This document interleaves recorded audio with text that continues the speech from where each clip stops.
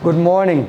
This is May the 22nd, 2025, Thursday. We are in BBIS second semester compulsory English class, where yesterday you read the speech by Steve Jobs, titled Stanford University Commencement Speech, right? Where Steve Jobs tells three stories from his life with three themes.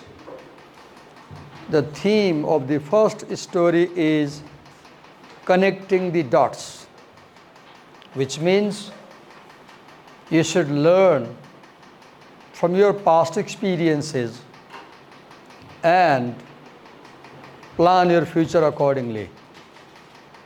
Second story has the theme of love and loss, where he talks about two kinds of love. One, he says, he found a girl whom he married later on. Second, he says, he learned to love what he did and to do what he loved. Love your job, love your task, love your work. Then you will be successful. Do what you love and love what you do. In the third story, which is titled as Death, he shares the news when in 2004, he was diagnosed with a rare kind of pancreatic cancer. Doctor first thought he would not survive because it's incurable, but then they found that his cancer could be cured. He was cured. But as we know, Steve Jobs died of cancer later on. Which year he died, I forgot. 2006? I don't know. I'm not sure. But he died of cancer.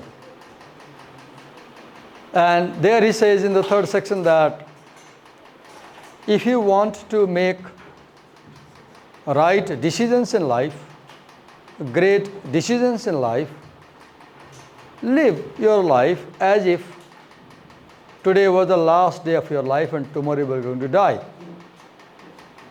Right? And then he tells a lot of things in between. I don't remember everything he did. In one paragraph, which I showed you last time, he mentions so many good habits that make you successful. Right? So that was the theme of negotiation and persuasion. Right? There's one chapter at the end of that unit 4, using Toulmin's model of argumentation. I will not teach that separately. What I am doing, I will tell these things in the remaining lessons. I'll apply them. Now today you have unit 5, which has the theme of critical thinking, creativity and innovation. Let me write here.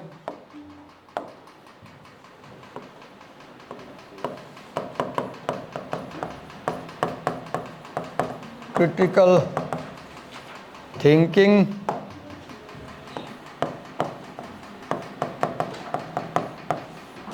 creativity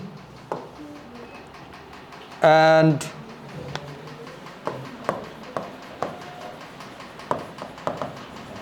innovation. There are three themes in this unit 5. So let's first understand what these terms mean.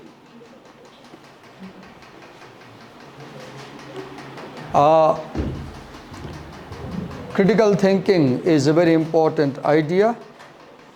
You come to college, you come to university because we want to make you critical thinkers. But we say so, but we are not often able to make you critical thinkers. There are reasons. So critical thinking is someone says something to you. They say something to you. They share an idea with you. They say something to you. Then if you say, why should I believe you? You are trying to be a critical thinker. Because you are not accepting an idea on the face value. You want to verify the idea. You want to cross-check the idea before you believe. You want to analyze the idea. You want to see the pros and cons of the idea. You think about it. How do you think? You think critically. Thinking critically means raising questions. What questions? Why it is so? How it is so? And other questions before you believe. Critical thinking is, I say something and you say, Divakar sir, give me a convincing reason I should believe you. I give you a reason. Still you're not happy, you're not satisfied. You say, Divakar sir, give me an evidence to accept your reason. Maybe your reason is false.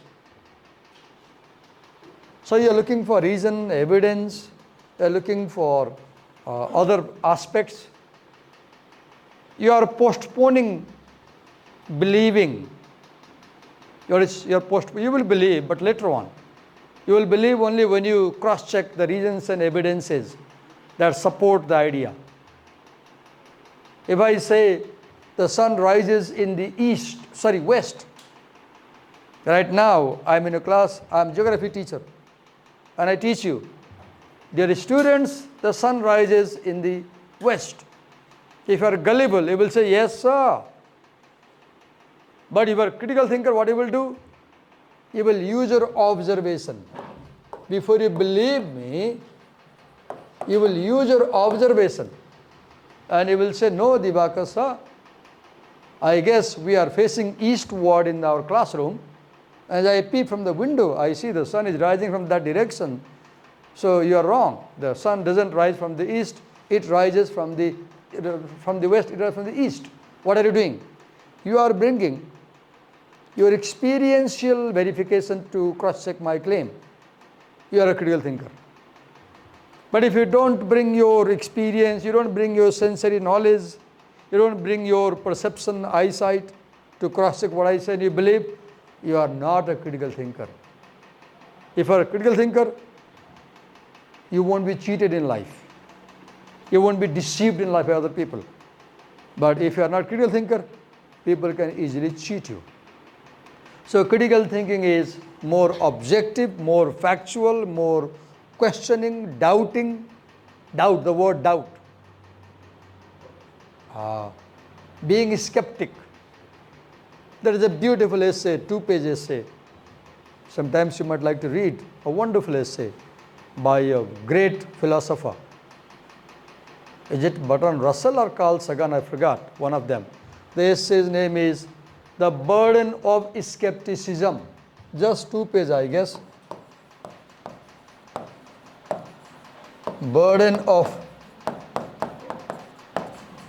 Skepticism, where the writer says that normally we teach children to believe what people say in society.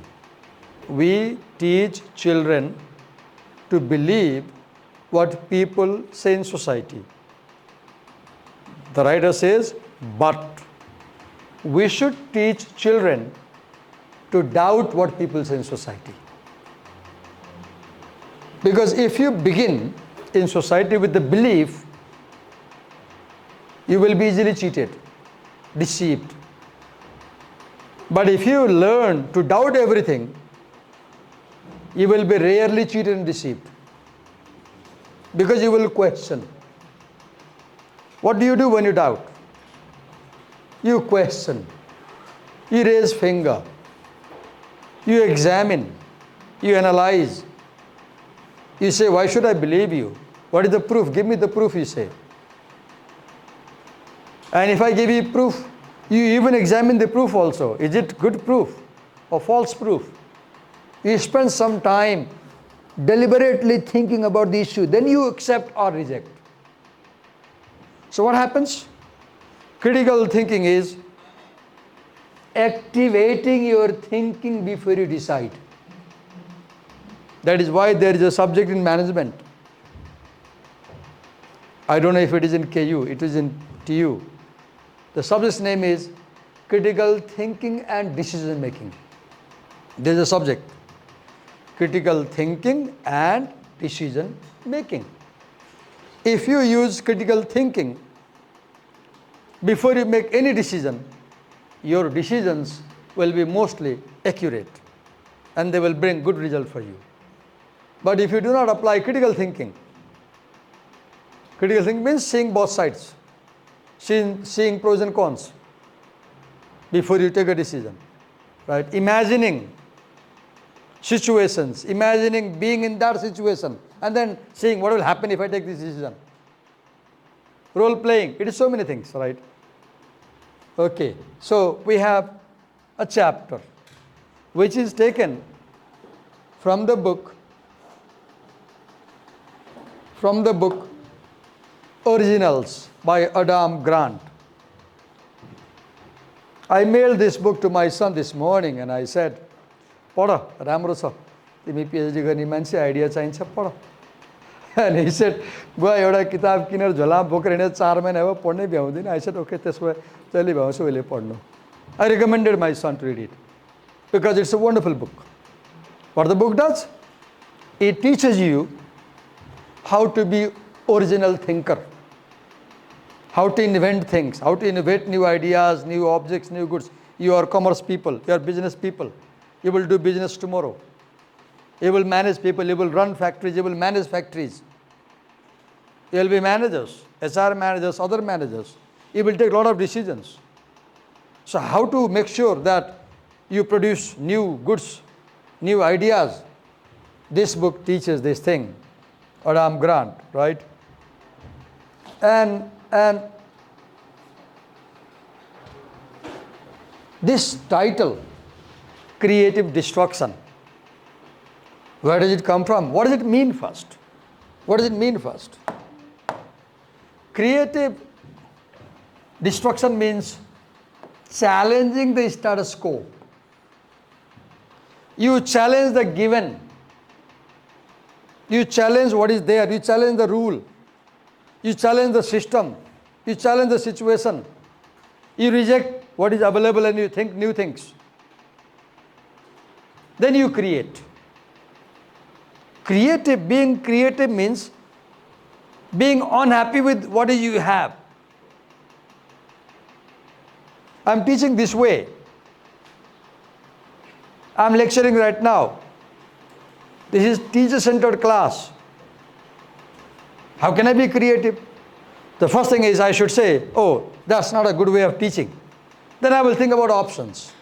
What may be the other effective way of teaching? So creative is not being happy with what you have. Looking for options. Now when you look for options, what do? You reject what you have. You discard things you have. That is destruction. Destruction means rejecting what you have and looking for what you don't have. Looking for new ways. Rejecting the way we do things in everyday life and doing it in a new way. Right? So here, creativity is based on imagination. The primary ingredient about creativity is how imaginative you are. Creativity is based on curiosity. Curiosity. What is curiosity? The quality of being interested in small things. You show interest. Have you seen children? You take them to the market with you, and everything they see, they will ask questions. Uncle, what is this? You tell this is mango. They might ask, why is it yellow? Now you will have to know biology and chemistry are the big question. But a child might ask. A team of scientists, NASA, was trying to send a spaceship to Mars long ago, decades ago. Maybe it's about discovery or something, I forgot. They had a problem. They didn't know how to land the shuttle, their space on the uneven ground. They could not think how to land. Then what did they do? They went to schools around America, meeting young children. And they told them, we have this problem. Can you suggest what to do? In one school, class 6 children gave them a solution. They said, drop the spaceship like a football. So what did they do? They covered the whole spaceship in balls. So it fell, it jumped for a while, and it settled. Class 6 children gave a solution to NASA scientists. Now ask a question. Why did the NASA people not solve it? Could not solve it? Because the NASA people who were adult, they were not imaginative enough like children. That's why children discover so many things, right? Because and as we grow, we dull our imagination. I'm less imaginative than you. It's a sad thing to see. So creativity is imagination, curiosity, interest, not being happy with what you have. Okay, creative destruction. Now this title, Creative Destruction, comes from this book, Capitalism, Socialism and Democracy. That was written by Joseph A. I don't know how to pronounce it. On page 81, there is a chapter in this book.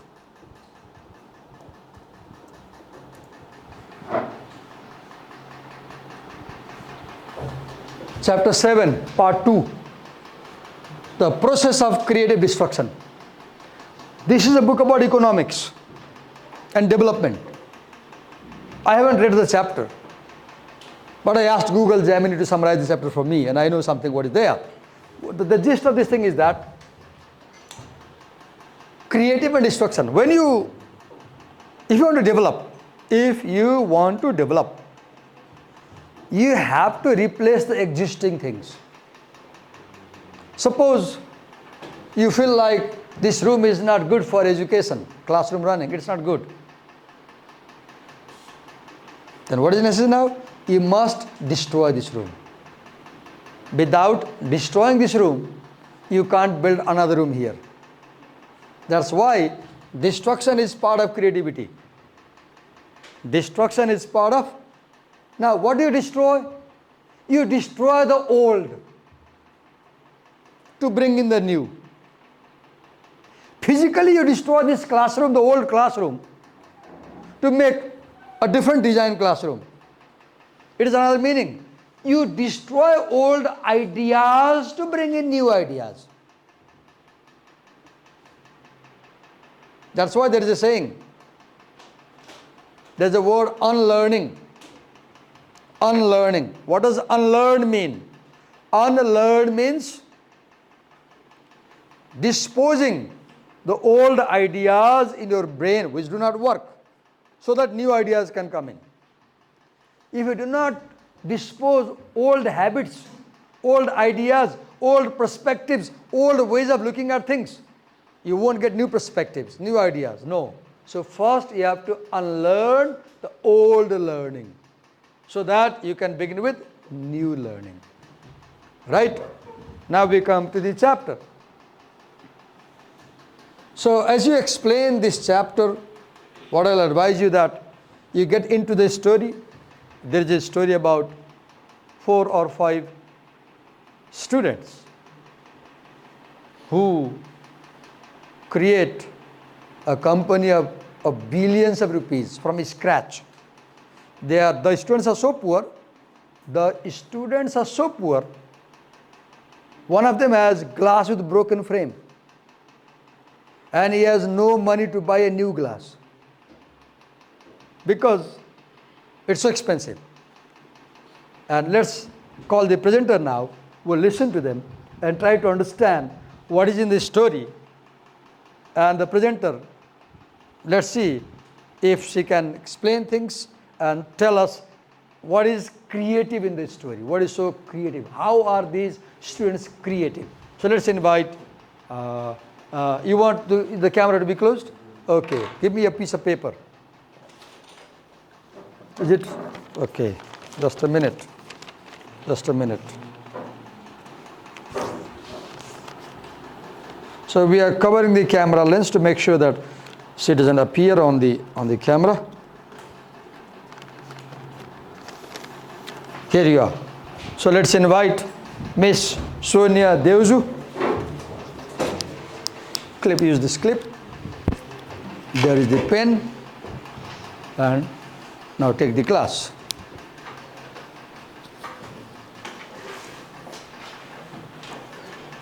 I think I missed something. Your lesson was earlier, right? Okay. I made a mistake. It's all right. Go on. Good afternoon, everyone. So today I'm here to present a presentation on the topic creative destruction. Can we do one thing, Sonia? You stay this side, and I'll be over on the camera. I'll focus on the screen and avoid focusing on you, so that at least we know what you're trying to do. Because when we fully cover the lens, we have no idea what you were explaining, right? Okay, go on. I'm there. This topic is taken from a book by Adam Grant. So let's introduce him first. Adam Grant is an American organizational psychologist, author, and professor, and he was born in August 13, 1981 in West Bloomfield, Michigan, USA. So now he's working as a Wharton School professor in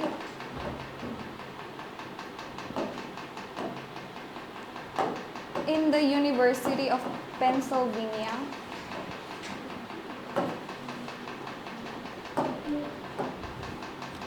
So that was the introduction of the author. So let's start with the topic, what creative destruction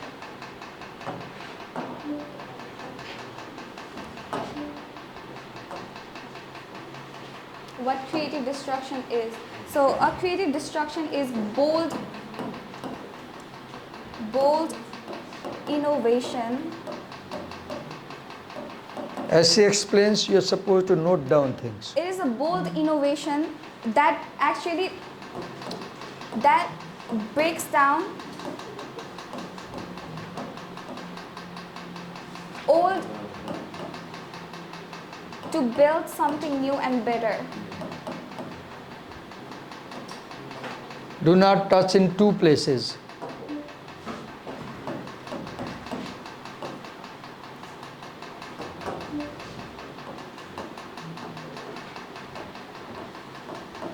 So creative destruction basically means bold innovation that breaks down the old to build new and better ones. We see the concept of creative destruction in this story. So let's head to the subtitle, The Risk Business of Going Against the Grain. So here, going against the grain, subtitle is, it sets the tone, doing things differently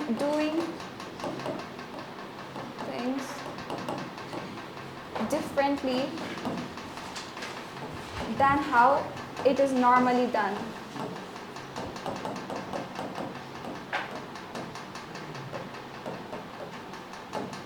So going against the grain basically means doing things differently than how it is normally used to be done. And it is a risky business because it holds many risks such as uncertainty and risk of failure.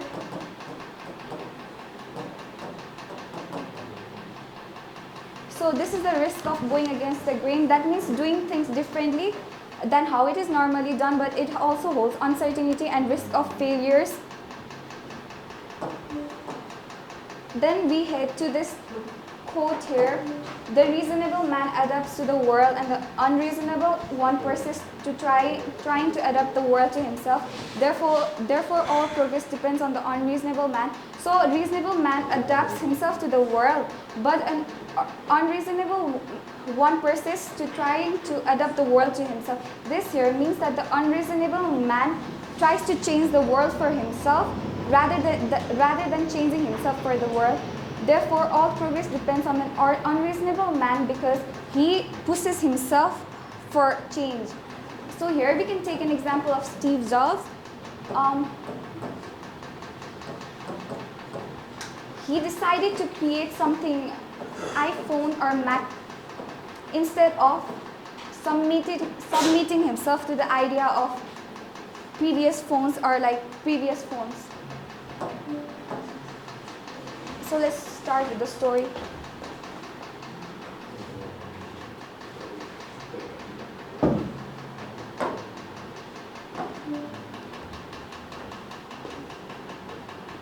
So the story starts with on a cool evening in 2008.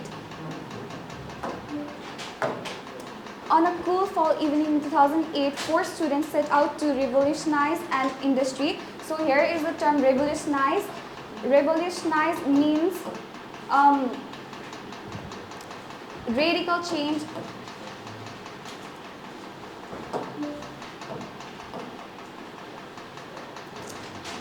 Touch only at one point. If you touch at the same time in 2 places, that problem will occur.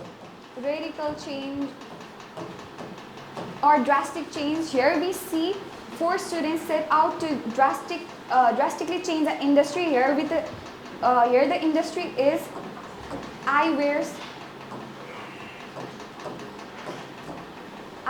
industry.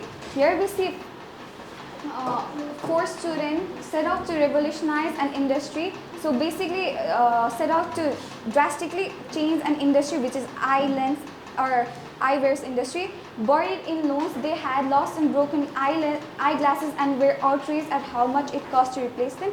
Buried in loans, here the term buried in loans basically means that they are in huge debt, preferably student loan.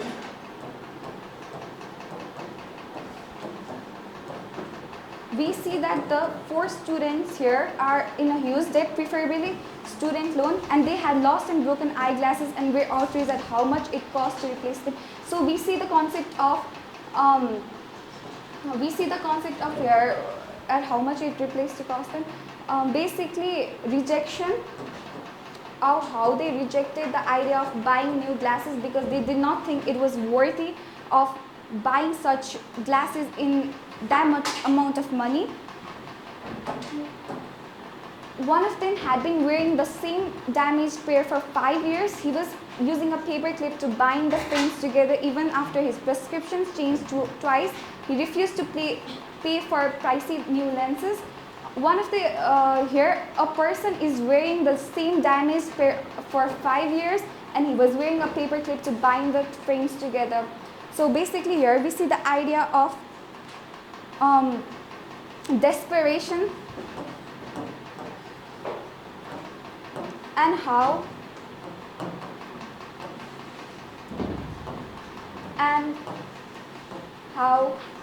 personal experiences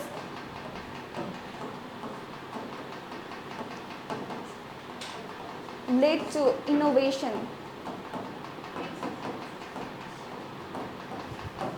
Oh, we see here that the person Let me add one thing, one suggestion. Do not spend a lot of time explaining everything because you won't be able to finish. Pick up the idea, main idea. For example, in this paragraph, the main idea to pick up is they wanted to revolutionize an industry, eyewear industry. So what we were earlier saying, critical thinking means change. Critical thinking means change. So here is when you say they wanted to revolutionize, it means they were not happy with the way things were.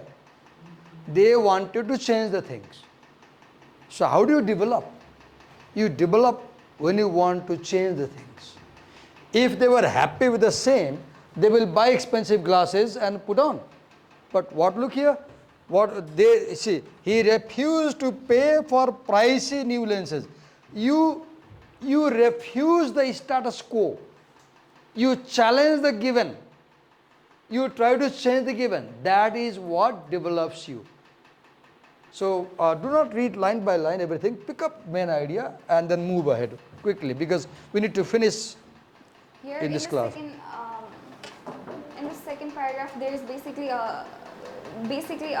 here there is a metaphor that's called 800-pound gorilla, which basically means dominancy. Here, Luxottica is basically an eyewear company that's dominant in the field right now, and it controls more than 80% of the eyewear market. So here, the group of 4 people need to compete with this brand to succeed. And here we see a challenge, and this is basically underdog. The theme is basically underdog versus already developed and in the market dominant. So we see them coming from startup to like developing themselves to become one of the best. Show the whole of second paragraph.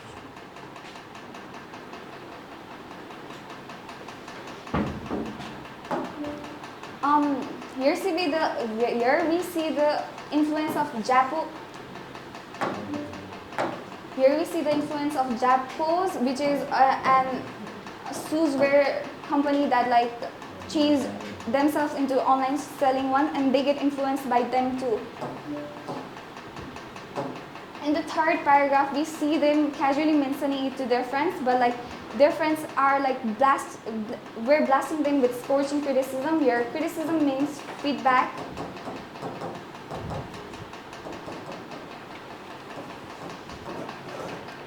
And here, scorching criticism basically means brutal feedback from their friends.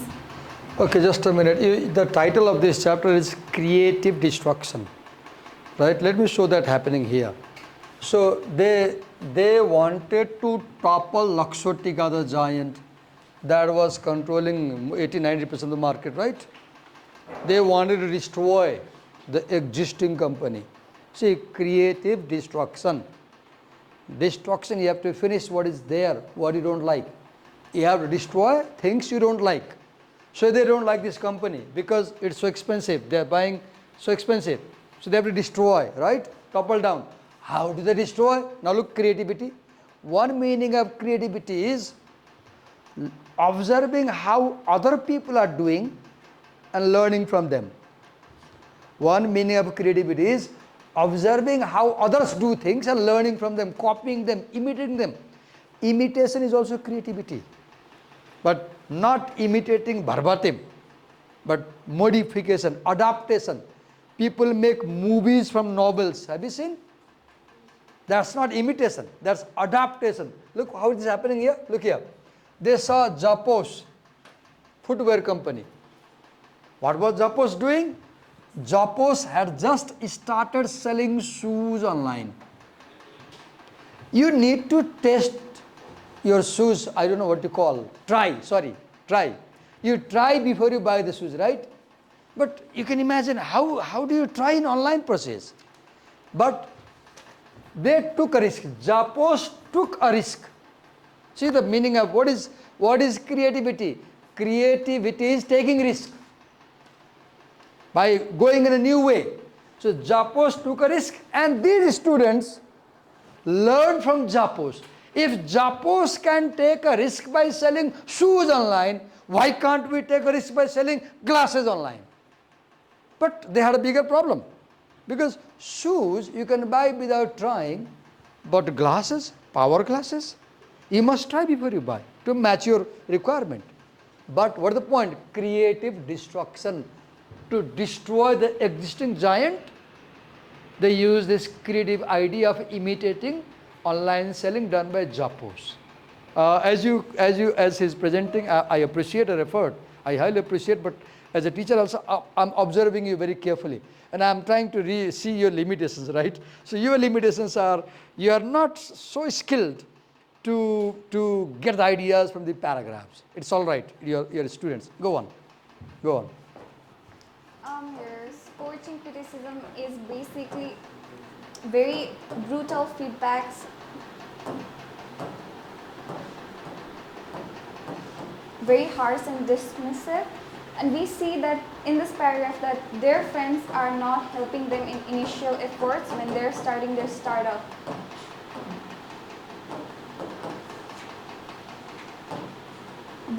And then here is a line, no one would ever buy glasses from the internet. Their friends insisted people had to try them on first. This is an example of conventional wisdom.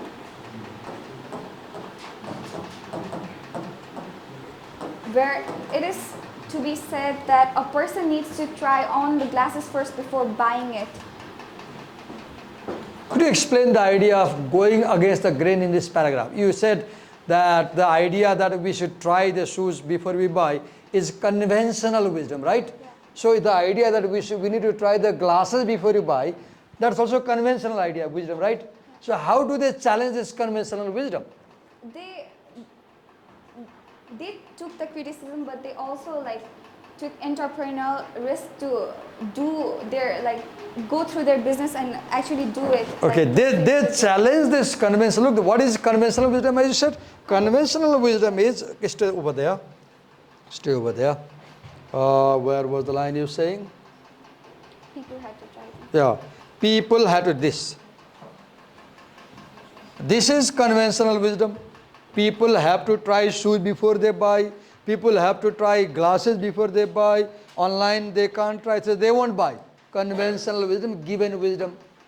Going against the grain means going against the given wisdom. So given wisdom says you cannot sell without letting them try. Going against the grain says no, I will try to sell the glasses without trying online. This is the example which shows they go against the grain. Going against the grain means challenging the flow. Do not go with the flow. If you go with the flow, you will fail. You are like people. Never, you people doing business, never go with the flow. If there are 10 people, what 9 people do, you don't do it. Do something that nobody is doing. Do something that nobody is doing. Yes. So in this paragraph, the basic idea, you got it, and there is no initial support from their friends too.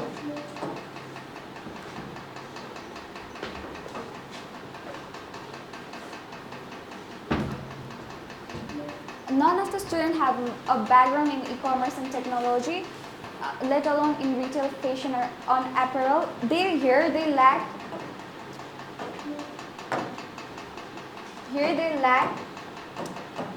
industry experience, but there is also a sense of courage here, because they still, even though they did not have industrial experience, they still chose to proceed and take the entrepreneurial risk of opening their startup and actually trusting the process of it. What do you learn in this paragraph about creativity? You learn one mantra of business. So here is a mantra of success in life. Remember Steve Jobs in the previous chapter? Steve Jobs, if you read Atari in India, he went to get a job at the Bushnell's factory, Bushnell's company. He went to get a job. But if you remember Atari in India, towards the midway, Steve Jobs meets with that gay guy, what's his name? Wozniak something? The gay engineer who had invested money and lost money. And Steve Jobs says, let's open a company. Then that guy says, no, I've already lost 50,000 rupees. No, I won't do it again. And Steve Jobs, he leaves Bushnell's company, goes to India. And here you read later in the speech that Steve Jobs, with one friend, started his Apple company in his father's garage. What did you learn? Steve Jobs could have continued in the job. Steve Jobs could have continued in job if you want to fail in life, do a job. If you want to be successful in life, be an entrepreneur. Do a business. See the mantra. Look here. Walked away from lucrative job. Lucrative. They would offer you a lot of huge salary. Even if you draw $1 lakh, it's just 1 lakh. You won't get 1,10,000. In business, if you worked properly, you might get 10 lakh. Look here, read here. These students who did not have enough money to buy a pair of glasses, they established a company of billions in 10 years. Steve Jobs had $4 billion Macintosh company by the time he was 30. And he was fired. He opened a second company next. He opened a third company, Pixar. Look here, they reject job, and what do? They would sell eyeglasses that normally cost 500 in a store for $95 online, donating a pair to someone in the developing world with every purchase. Look the trick. They said, you buy one pair of glasses from us, we will donate another pair free to somebody in the world. So people saw that there is a social cause. If I pay 95 rupees to these glasses, somebody will get another pair free. And you know what happened if you read the next chapter? Why this was possible? Because what is the company name? What are the company they were challenging? Lakshotika. Is it? That company was the only company in the eyewear market in USA back then. So that company was monopolizing the market because that company was the only player. So because they had monopoly, they charged 20 times the cost of the glasses. And these students knew this thing. So what did they do? They challenged their monopoly. They said, okay, you decided to take 20 times profit, we will take only 2 times profit. So they decide to buy at 100, 20 times, 20% less, right? More, 80% less, 500 and only 100. This is creativity, challenging the giant, right? Taking risk, imitating other people. Go on. Here we see a drastic change in price from 500 to 95. So there is a really big price drop, which actually invites people to come and purchase from them. And donating a pair to someone in the developing world with every purchase, this means that there is a social mission behind it. So basically a social mission would make a person feel like they're doing something for the society as well as buying something for them. So people are more inclined to buying from them too. Let's head to another paragraph.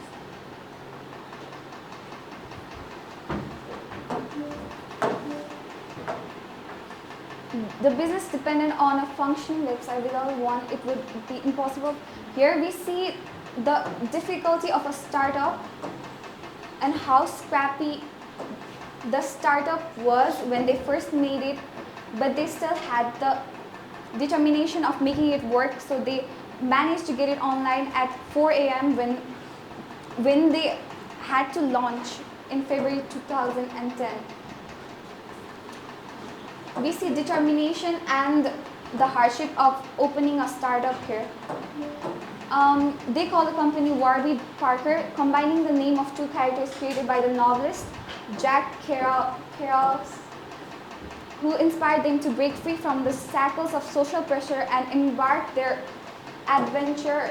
Here we see that they get influenced by Jack, and here is there's two set of things that they got inspired from, that is rebellion and freedom.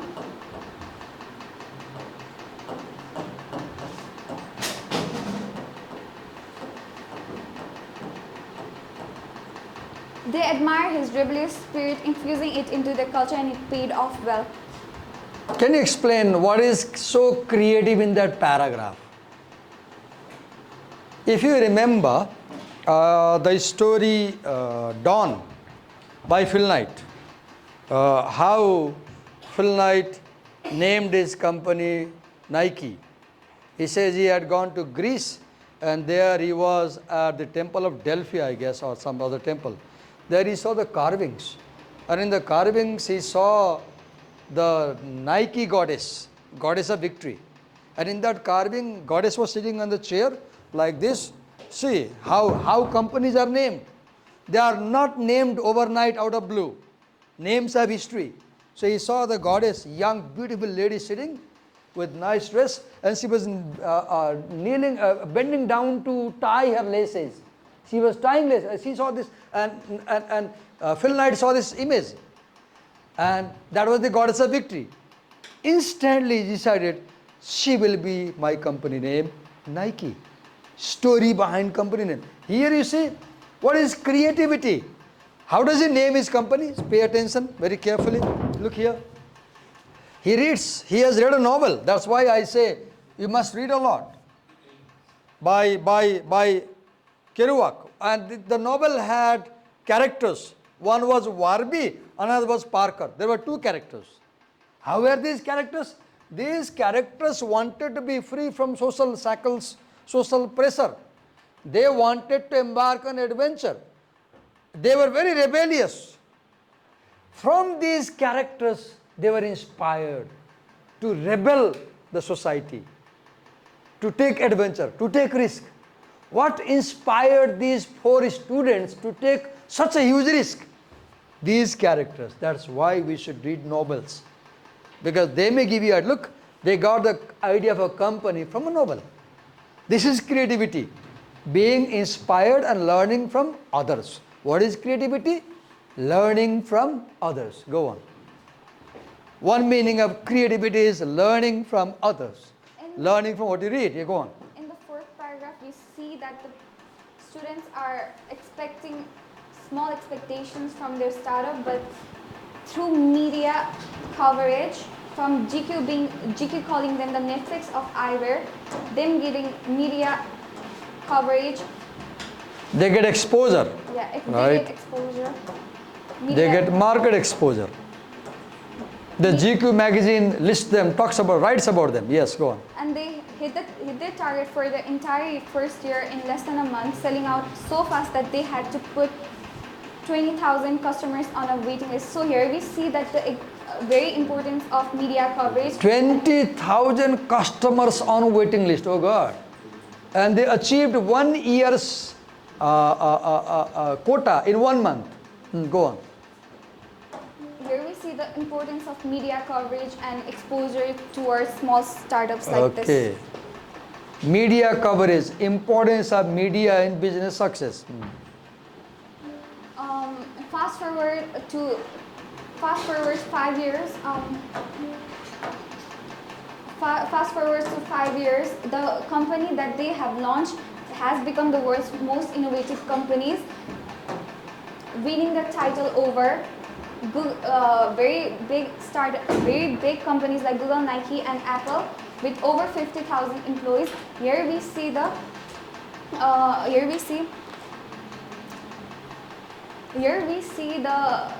result of exposure and hard work that their company has actually succeeded to build an empire of its own. In the span of 5 years, things changed so much that it became the most fashionable brands on the planet and donated over 1 million pairs of glasses to people in need too. So like the company changed from cleared 100 million in annual revenue and was valued over 1 billion.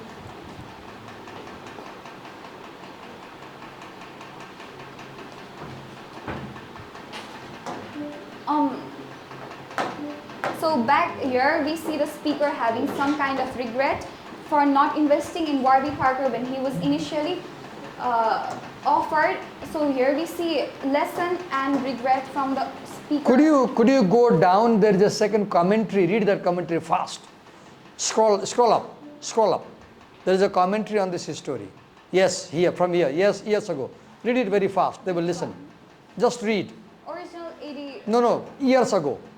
years ago, psychologists discovered that there are two routes to achievement: conformity, originality. Conformity. Here, conformity means. Listen very carefully and understand. Here, conformity means following. Just read. Do not comment. Just read. They will listen. Conformity, crowd down conventional paths and maintaining the status quo. Originality is taking the road less traveled, championing a set of novel ideas that go against the grain. As she reads, please pay attention. Read it. Read it. Novel ideas that go against the grain but ultimately make things better. Read. Of course, nothing is completely original in the sense that all of our ideas are influenced by what we learn from the world around us. Here we see no ideas are actually original. Scroll up and read. We are constantly borrowing thoughts, whether intentionally or inadvertently. We're all vulnerable to kleptomnesia, accidentally remembering the idea of other as our own. By my definition, originality involves introducing and advancing an idea that's relatively unusual within a particular domain and that has the potentiality to improve it. Thank you. Thank you. Come this side, I'll explain quickly. It took a longer time. It's already a student. So, if you see below is a comment about the story, right? You read the story and here is a comment. So, conformity. Do not agree to the tradition. Do something new that nobody has done, like selling glasses online. So, when you do not go with the crowd, you will be a sheep. Who goes with the crowd? Sheep, beda. Don't be beda. Who is a beda? Who follows the crowd? Right? Then, introduce a new idea, unusual idea, selling $500 glasses for $95 and selling store items online, right? Domain, glasses that has potential to improve it. Then, what is creativity? A concept that is new and useful. Why useful? So cheap, just 95 rupees. Then people who take the initiative, they started. They became the first in that, right? Then, okay, that's all. So tomorrow we'll listen to the poem and then, have I assigned the second chapter to someone? This one? Finding the faults in defaults. So finding the faults in defaults, Sylvia, you presented that story. Finding the faults in defaults. And the next story,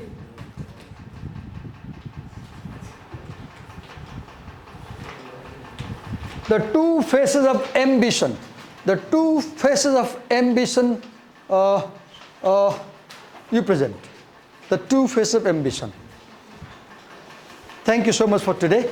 We will continue tomorrow.